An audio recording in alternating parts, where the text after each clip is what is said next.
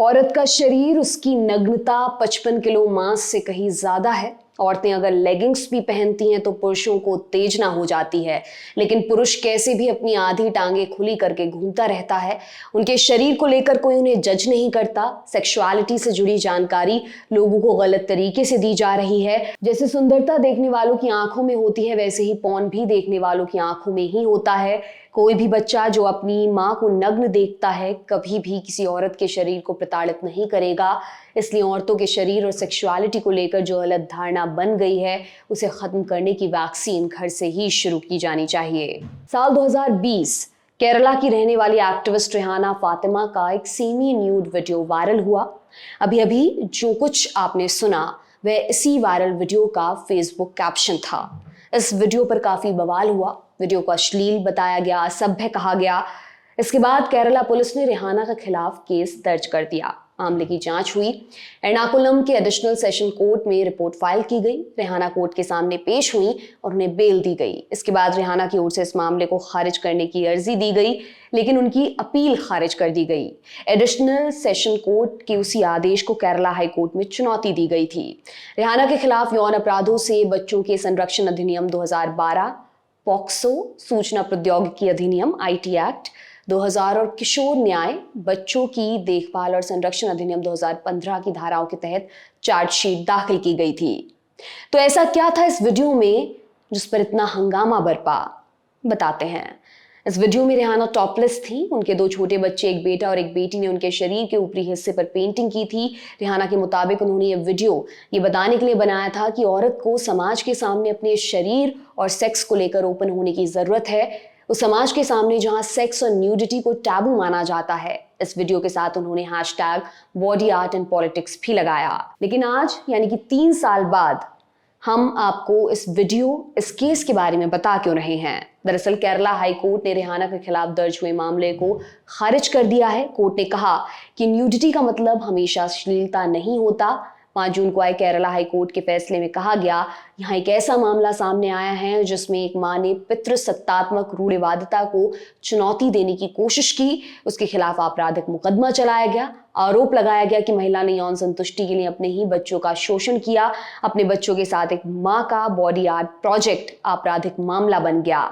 Court के अनुसार video को अश्लील नहीं माना जा सकता है। जस्टिस कौसर एडप्पागत ने पुरुष और महिला के शरीर को लेकर समाज के दोहरे मानकों का भी जिक्र किया।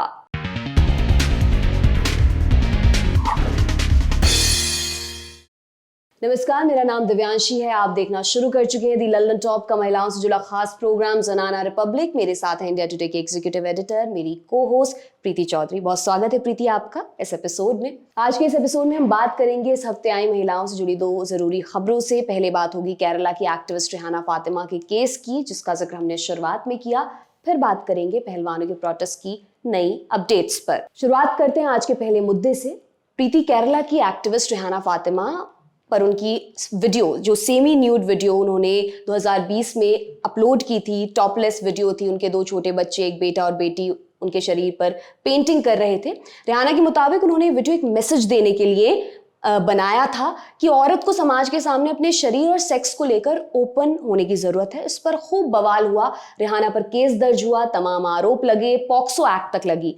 अब केरला हाई कोर्ट ने उनके खिलाफ इस केस को यह कहकर खारिज कर दिया कि पुरुषों के शरीर के ऊपरी हिस्से की नग्नता को अश्लील या असभ्य नहीं माना जाता, जबकि पेट्रियार्कल स्ट्रक्चर में शरीर पर महिलाओं की ऑटोनॉमी लगातार खतरे में है। महिलाओं को उनके शरीर और उनकी जिंदगी से जुड़े चुनाव करने पर परेशान किया जाता है, उनके साथ भेदभाव किया जाता है और उनके पर मुकदमा भी चलाया जाता है। आप क्या कहेंगी केरला हाई कोर्ट के इस फैसले पर? दिवांशी, मुझे ये लगता है, और मुझे नहीं, एक्चुअली एक लैंडमार्क वर्डिक्ट है अगर आप देखें व्हेन इट कम्स टू, क्योंकि हम कॉन्स्टेंटली क्या डिबेट करते रहते हैं कि woman should have autonomy over her own body, right over her own body, कि ये उसका शरीर है। और ये बहुत बहुत पुरानी एक डिबेट चली आती है, because in the traditional context भी आप लगा लीजिए, there is always a conflict in that. There will be the patriarchy, misogyny ऐसी होती है कि महिला का दिमाग, महिला का शरीर, जो भी महिला है वो किसी की प्रॉपर्टी होती है। Exactly. और उस पर टिप्पणी बहुत जल्दी दी जा सकती है।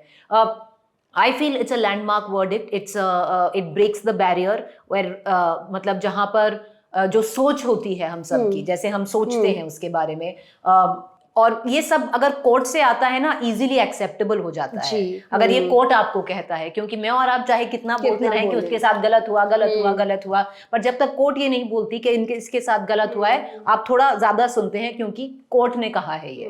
तो मुझे लगता है कि ये एक एग्जाम्पल बनेगा in our country where women's own right on their own body is concern. बहुत सारे लोग हैं, देखिए आप मतलब कहते हैं ना, जो मॉरल रेफरेंस पॉइंट्स होते हैं वो, चलिए आप एक तो आप होते कौन है, हम कौन होते हैं किसी और के मॉरल रेफरेंस पॉइंट्स डिफाइन करने के लिए। मुझे लगता है कि मुझे असहज लगता होगा चाहे अगर देवांशी अपने आप को इस तरीके से कैरी करे, पर वो मेरी अपनी सोच है और मैं इन पे अपनी सोच क्यों थोपूं, क्योंकि वो मेरी सोच है। अगर आपको असहज लगता है, आपको अनकंफर्टेबल लगता है उनके बच्चों को उनकी बॉडी पे पेंट करते हुए, तो चलिए ये आपकी सोच है, आप इस पे मोरालिटी अटैच कर सकते हैं, पर अपनी मोरालिटी उन पे थोप नहीं सकते। और इस पे अगर पॉक्सो एक्ट भी लग जाता है तो मोरालिटी के बहुत बात उसके बहुत आगे चली जाती है। पॉक्सो एक्ट होता क्या है? Protection of children from sexual offences act. तो अगर वही बच्चे एक मदर के ऊपर वाले जो बॉडी पार्ट है उस पे पेंट कर रहे हैं,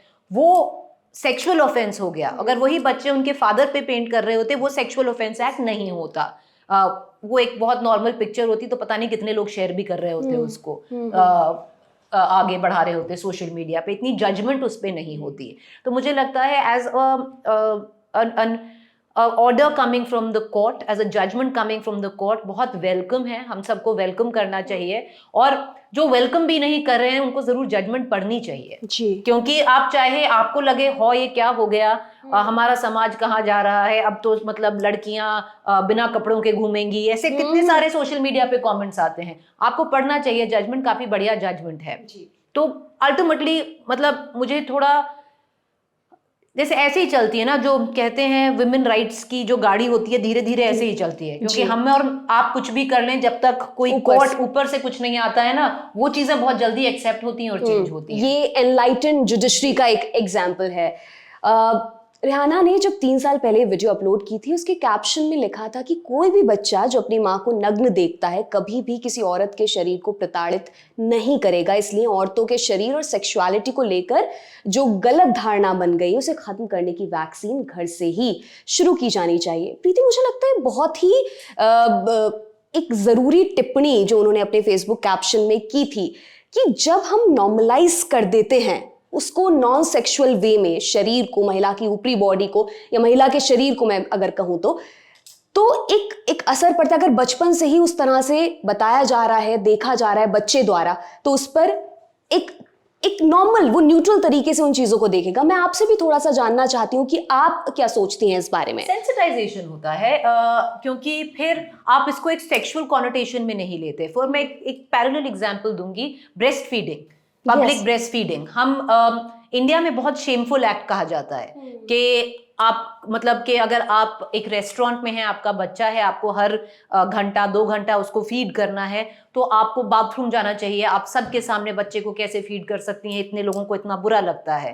अगर आप कोई वेस्टर्न कंट्री में जाओ, बहुत जगह ये एक्सेप्टेड नॉर्म है to breast feed your child, पर इंडिया में इस पे इतना ज्यादा वो इनहिबिशंस लग जाते हैं। सिमिलरली जिसके जैसे आपने बात की कि अगर एक बच्चा बचपन से सेंसिटाइज होता है किसी चीज में और उसको नहीं सोचता कि ये सेक्सुअलाइज्ड है, इसको छुपाने का है, इसके मतलब जो भी इसके साथ कॉनोटेशंस हम जोड़ सकते हैं, शेम की कॉनोटेशंस जोड़ सकते हैं, तो आप एक ऐसी सोसाइटी रेयर कर रहे हो जो ये मानसिकता रखेगी ही नहीं कि इसमें शेम है। तो in a way I would think it's a great thing, it's a great message.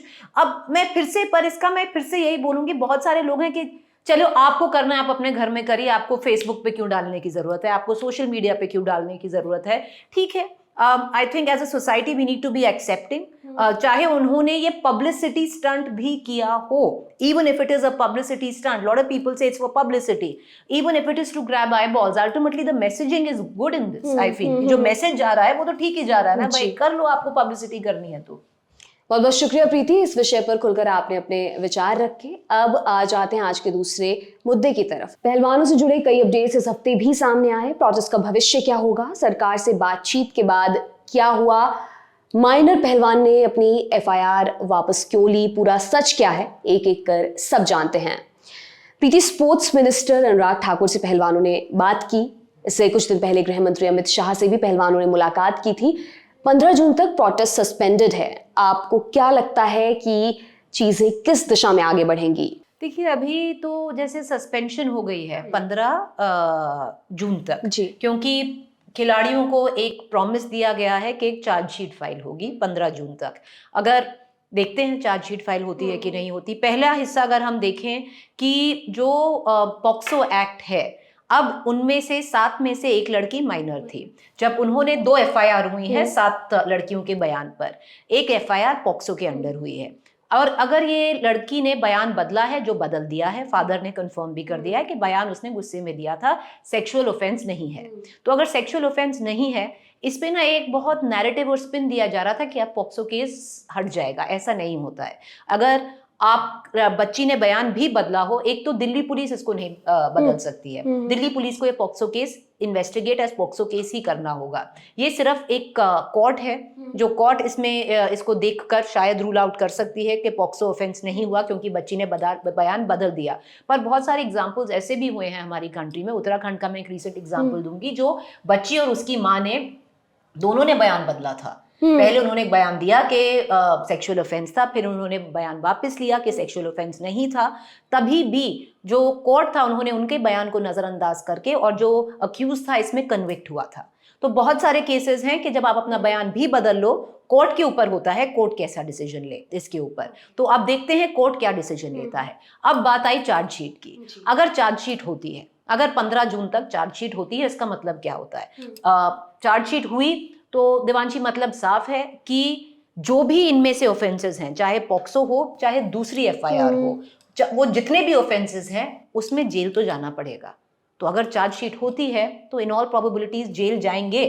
पर अगेन कोर्ट क्या डिसाइड करता है। कोर्ट का कहना यह भी हो सकता है कि देखिए, अगर इन्वेस्टिगेशन टाइम पर इनका अरेस्ट नहीं जायज था तो अब क्या जरूरत है इनको अरेस्ट करने की, क्योंकि अब तो चार्जशीट हो गई है, तो अब क्या जरूरत है। हो सकता है चार्जशीट, तो वो कोर्ट पे बहुत डिपेंड करता है ये केस आगे कैसे डेवलप करता है। और अब जो रेसलर्स का है वो वेट कर रहे हैं, उन्होंने आशा बांध रखी है कि 15 जून तक जो उनकी 5 डिमांड है उनकी, मतलब जो एक तो डिमांड है कि जो WFI जो हेड हो, प्रेसिडेंट हो, एक महिला हो। एक डिमांड है कि बृजभूषण अरेस्ट हुआ, पता नहीं वो अरेस्ट होंगे कि नहीं होंगे, और बाकी उनकी 3 डिमांड और हैं। तो अब देखते हैं कि मतलब इलेक्शन के ऊपर देखते हैं अब क्या होता है इन टर्म्स ऑफ जो सरकार है वो क्या एक्सेप्ट करती है। पर अल्टीमेटली इसमें ना हम एक चीज भूल रहे हैं कि जो सरकार और जो वर्ल्ड जो रेसलिंग फेडरेशन ऑफ इंडिया है, बहुत अलग अलग ऑटोनोमस बॉडीज हैं। तो सरकार एक्चुअली कुछ ज्यादा कर नहीं सकती है, पर अगर चाहे तो कर सकती है। क्या कर सकती है वो देखना है। बहुत इंटरेस्टिंग है। बट अल्टीमेटली मतलब सब कुछ आ जाएगा कि पुलिस क्या करती है, चार्जशीट दर्ज करती है, चार्जशीट में क्या लिखती है और कोर्ट किस नजरिए से देखता है। एक आखिरी सवाल प्रीति, इंडिया टुडे से जुड़ी ऐश्वर्या पालीवाल की एक ग्राउंड रिपोर्ट अभी हाल फिलहाल में सामने आई, जिसमें उन्होंने हरियाणा के अखाड़ों में ट्रेनिंग कर रही महिला पहलवानों से खास बातचीत की। क्या असर दिखाई दे रहा है इस प्रोटेस्ट का उन पर, उनकी ट्रेनिंग पर? थोड़ा विस्तार से मैं आपसे जानना चाहती हूँ। ये जो रिपोर्ट है ये मैंने शो में भी कैरी की थी। अब जो पूरा रिपोर्ट है, ग्राउंड रिपोर्ट है, अखाड़ों में गई हैं जहाँ पर ऐश्वर्या, जहाँ पर बहुत सारी लड़कियाँ हरियाणा में ट्रेन करती हैं, मोस्टली नाबालिग होती हैं ये लड़कियाँ, और ये आपकी फ्यूचर प्रोबेबल ओलंपियंस भी हैं, क्योंकि हरियाणा को ओलंपियंस की नर्सरी भी कहा जाता है। अब बात यह है कि आगे उन्होंने ऐसे ऐसे उनके वहाँ यहाँ जवाब आए। एक तो हरियाणा में बहुत मुश्किल होता है महिलाओं के लिए आगे जाना। कुश्ती एक ऐसा एक्चुअली एवेन्यू था कि पेरेंट्स ने उसको देखा और कहा चलिए मेरी लड़की कर सकती है, क्योंकि विनेश ने कर दिया, साक्षी मलिक ने कर दिया। साक्षी मलिक पहली रेसलर रही हैं जिन्होंने ओलंपिक का मेडल जीता है महिलाओं का भारत में। तो जब आप बबीता फोगाट को देखते हो, फिर इन पे फिल्म बनती है दंगल, तो आपको मतलब एनीवे, हाँ, और जो पेरेंट्स होते हैं वो चलो अगर जा रही है खेलने, जाने दो क्योंकि वैसे बहुत रिग्रेसिव सोसाइटी है हरियाणा की महिलाओं को लेकर।